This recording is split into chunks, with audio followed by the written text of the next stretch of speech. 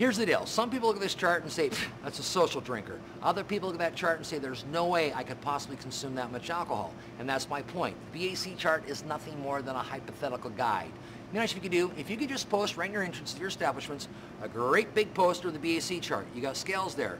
Your guests walk in, they step on the scales, you walk over, look how many drinks they can have, write that number on a post-it note, slap it on their head, send them on in. Because other things will factor into the absorbency rate of alcohol that the BAC chart does not consider, such as, were they drinking before they came in? How fast are they drinking? What are they drinking? How has that drink been mixed? Is it a warm or is it a cold beverage? Are they hungry? Are they dieting? What is their emotional state? Your emotions will change the chemistry of your body at any given point in time during the day. People are tired, depressed. They will come down with feel the effects of the alcohol faster than someone who's in a very good mood and maybe very angry. Tolerance, that's huge. There's some people out there who are professional alcoholics. I personally know some people who could literally take a breathalyzer, blow into a breathalyzer, you'd be looking at them going, how are you standing? I know some people, one drink, good night, Irene. Medication and alcohol. Obviously, pain pills and alcohol, not so much. But then you break it down to something as simple as over-the-counter cold medicine. You ever had a bad head cold? You take that cold medicine and get through the day, and after work you have yourself a drink and you're thinking, wow, I just drink like this more often. It's much cheaper. Drugs and alcohol. Cocaine and alcohol can increase the heart rate and affects coordination and attitude. Marijuana and alcohol slows reaction time considerably. Caffeine and alcohol creates a false sense of sobriety and insomnia. Energy drinks and alcohol are a dangerous mix. Medical and scientific research suggests that combining alcohol and stimulants found in energy drinks such as caffeine and taurine might increase the rate of alcohol-related injury and risky behavior. When people drink alcohol and energy drinks, it makes them feel less drunk than they really are. With this false sense of sobriety, they are more likely to take risks they would not normally do. A leading study by the Wake Forest University School of Medicine and researchers at the University of Florida found students who consumed alcohol with energy drinks were twice as likely to be injured, twice as likely to require medical attention, and twice as likely to ride with an intoxicated driver. They have a tendency to leave the bars later at night and consume more alcohol than normal. Not only does combining alcohol and energy drinks cause behavior that is outside of the scope of the drinker, but health concerns are another factor to be aware of.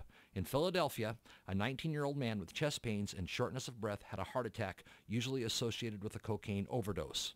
Remember, some energy drinks that are equivalent to 5 beers and 3 cups of coffee have been banned in Washington state, but mixing alcohol and energy drinks is still common. When serving drinks with alcohol, you as a server need to realize that the guests may be buzzed more than they realize and not show signs of intoxication that they would normally show.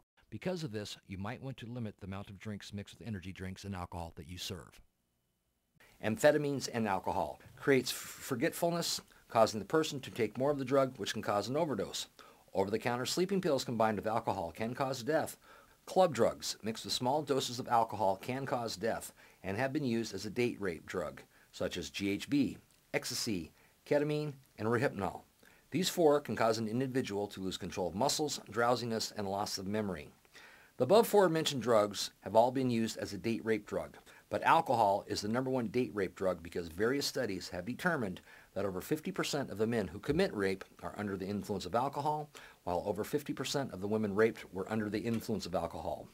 Also, you need to be aware of those with disabilities. It can be very embarrassing to both parties. Examples of this could be somebody who had a stroke victim, diabetics, injuries of some kinds, surgery, cerebral palsy, multiple sclerosis.